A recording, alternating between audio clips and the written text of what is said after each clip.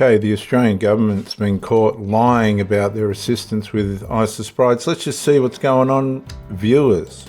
Now look, what is it about the Prime Minister and his pathological inability to tell the truth?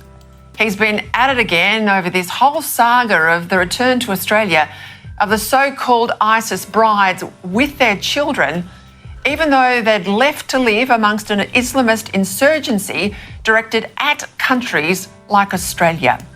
When this matter was first reported, the Prime Minister repeatedly claimed that there was nothing to see here, telling Parliament that reports that ISIS brides were being assisted to return were, quote, not accurate. What actions has your government taken to guarantee the safety of Australians if these people return? Those reports are not accurate. How many of the ISIS brides are now in Australia? We would not provide commentary on individual cases. Senator Wong, is the Prime Minister aware of how many ISIS brides are now in Australia? I will take that on notice.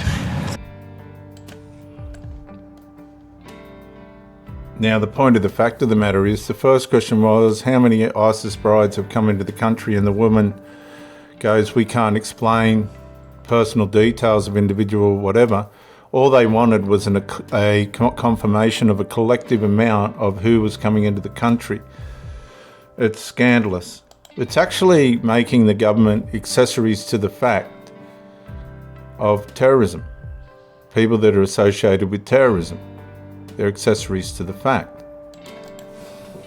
Now, let's never forget that these women, so-called brides, I hate that term because they knew absolutely what they were doing. They were not naive. They left Australia and they went to live under an apocalyptic Islamist caliphate that routinely murdered not only non-Muslims but other Muslims too, who rejected Islamic State's push to take over the Middle East first, but then of course the wider Western world. Today this issue though was back front and centre. The government has said that they have not provided assistance to returning ISIS brides. How does the government define assistance?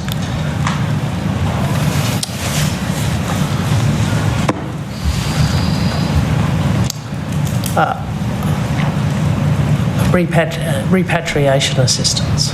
Does the Prime Minister consider providing citizenship by descent to be assistance? The government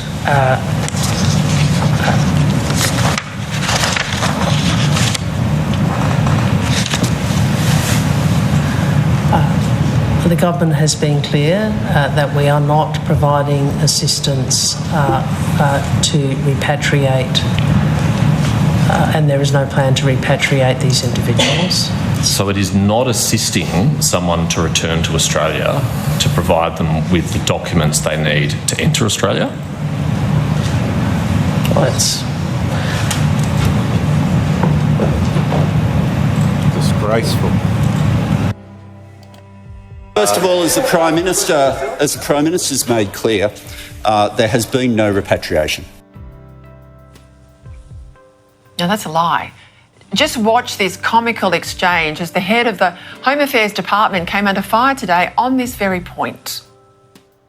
Have any applications for citizenship by descent been processed for people in Syria? As a matter of fact.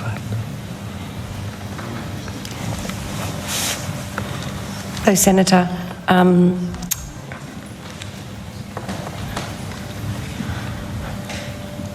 the department has received applications and processed them consistent with our legislative requirements. Great, thank you. How many?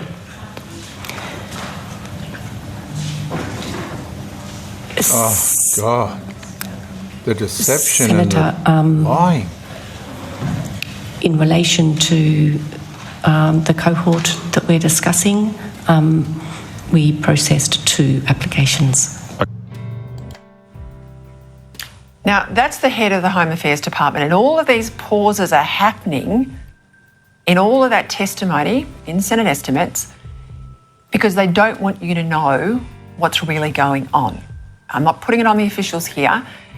This is the government who doesn't want you to know what's really going on. Now, having been out of the country for a decade or more, any passport that these women might have had that they travelled to Islamic State with would have long expired. And as for their foreign-born children, the so-called cubs of the caliphate as they were known, they would never have had an Australian passport, nor indeed would they have had citizenship, because the law in Australia does not automatically confer citizenship if a child is born overseas, even if it's born to an Australian, meaning that the federal government would have to have stepped in. So why the secrecy?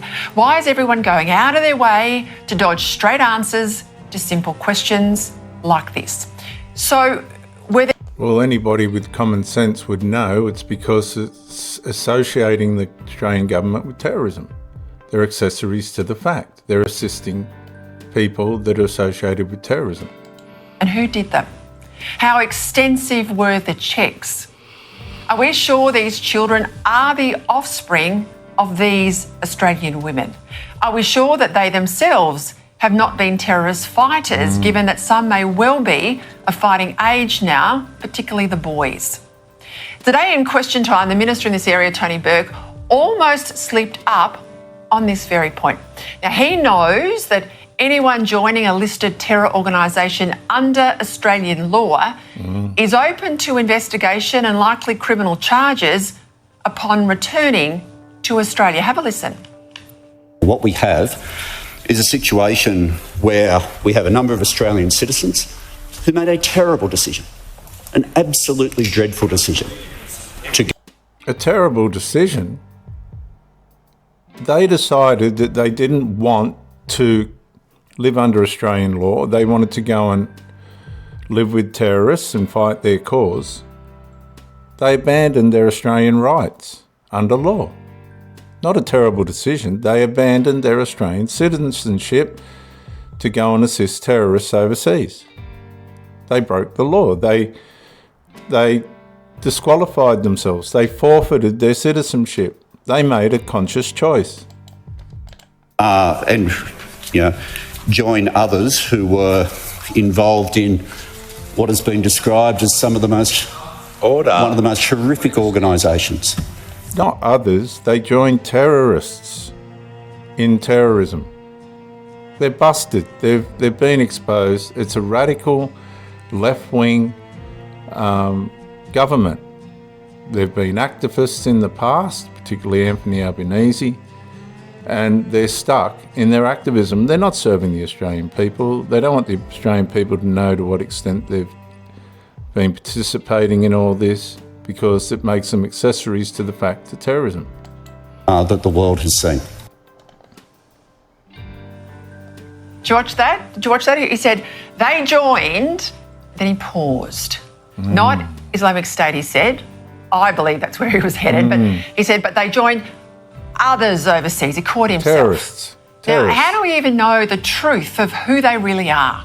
We don't. What they really did, and whether they are actually safe to return and live amongst us.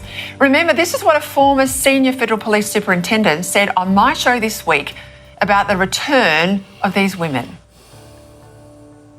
The chances of us making a robust security assessment on any of these people while in Syria, I would say, is nil. We've probably made the best assessment we can while they were in detention in Lebanon. However, that's a very, very different circumstance to coming back and living in a free society like Australia. What information do you have to satisfy yourself that neither of these adults who've returned have committed any terrorism offences and were not ISIS fighters? Well, as Ms Foster has said, I think they are questions that should be directed to the security agencies, who are in a better position to understand what should and should not be put in the public domain. But you just told us moments ago these people were not ISIS fighters. How did you know that? Well, no. Feel free to go back and have a look at the transcript. I'm pretty sure that's not what I said. Well, I'm pretty sure it is what you said, and we'll get that transcript and I'll provide it to you. I'll quote it back to you directly. So are you now saying you don't know? So what was the information you're relying on to make that distinction? I can't add anything to the answers I've already given you. Because you don't know? Because I've already answered your questions several times. Was it just a speculative comment that you made? Feel free to have a look at my earlier answers. Were you making an assumption because of their gender that they weren't ISIS fighters? What was the reason? Feel free to have a look at my earlier answers. Well, Minister, it would be very helpful if you could just explain to me what the basis of your statement was. I'm not a minister who turns up and breaches national security rules. Well, not deliberately, I'm sure, but you might have inadvertently. You both about the ISIS brides. David, we've spoken about this before because you were the first counter-terrorism minister in New South Wales, and when I first asked you about this on my show last week when it first broke, you were unconvinced by Labor's claims that they were not involved in this repatriation. Now Tony Burke, of course, has finally admitted that they gave them passports and DNA checks. Are you convinced that this is enough to ensure our safety? No, not at all. This problem did not sneak up on us. 10 years ago, when I was first made the Minister for Corrections, before I was Counter-Terrorism Minister, we were talking about preparation for returning ISIS brides and how we would block it. We would bring in the protection orders. We would make sure that before they got on a plane and we were convinced that they were de-radicalised, we had to be prepared for any charges that would be laid against them because they had been associated with terrorist organisations. And of course, we wanted to make sure the state was prepared to either incarcerate or continue to provide surveillance. Now, all of that was debated 10 years ago. And I think we've seen some very, very tricky footwork from the Commonwealth over the course of the last week as they realised that they'd been misleading the community. And I'm horrified that the thought that somebody that believed in a cause like ISIS or Hamas or Hezbollah have decided that it's time to come home because it's much nicer and more comfortable in a housing commission house in Melbourne. And I think Australians need to be asking their local member, why is this happening? Where are they going? And what continued surveillance will ensure the safety of our communities? Because the United Kingdom has seen what happens when radicalised people fall off the radar, they're not de-radicalised, and then, of course, they go and continue to commit atrocities.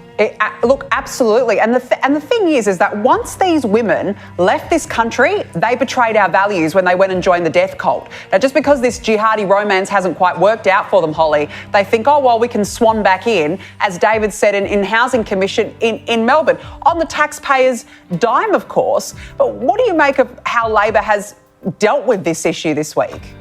Well, they haven't just betrayed our values, they've actually broken Commonwealth law. There are Commonwealth laws applicable about travelling to a declared zone with regards to terrorist activities, and these people absolutely broke Australian law. So at the very least, they should be being prosecuted via that Commonwealth law, and I have no doubt if any of that law needed to be changed or strengthened, that the Coalition would get behind the Labor government to support that. But of course, that's not what's happening. I do think that the premiers have a role here. I think the premiers need to demand from the Prime Minister knowledge of where these ISIS brides have returned to, and that the communities have the right to know that these people have been placed within their communities. There should, of course, be the protection orders, de-radicalisation and all of those other programs being put in place. But the federal government's really only responsibility when it comes down to it is keeping Australians safe.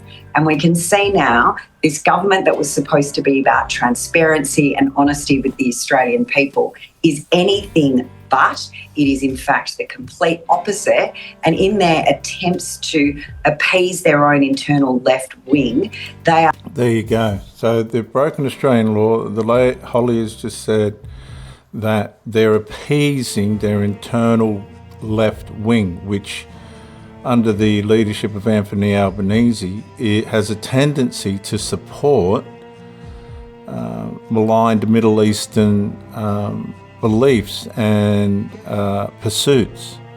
In this case, ISIS brides who went to abandoned their Australian citizenship, broke Australian law and went and supported ISIS fighters and brought their children into the world. Now, on top of that, these fighters have probably died, as they're saying, and they've decided to come back to the comforts of Australia. You can't have your cake and eat it too, but apparently with the Albanese government, even if it's breaking Australian law, you can.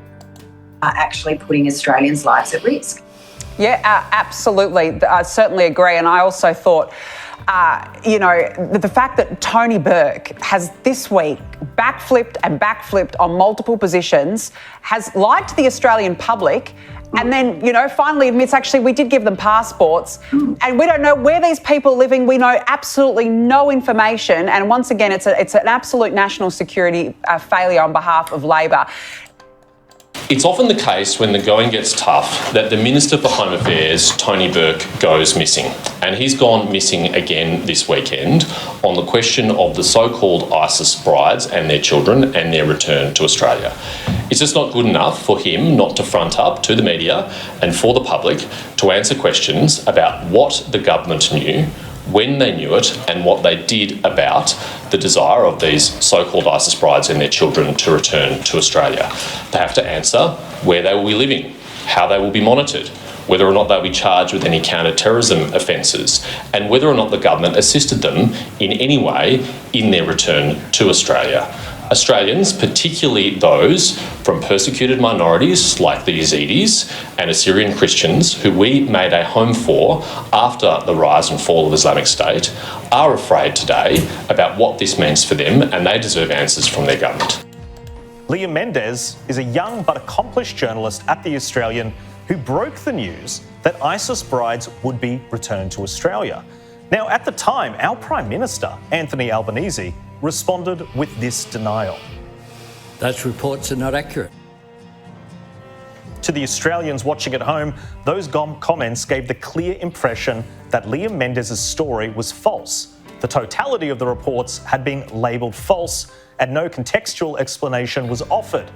The decision to label a journalist's reporting false in the protection of parliamentary privilege is cowardly and, frankly, a really mean thing to do. But Liam was undeterred and hit back.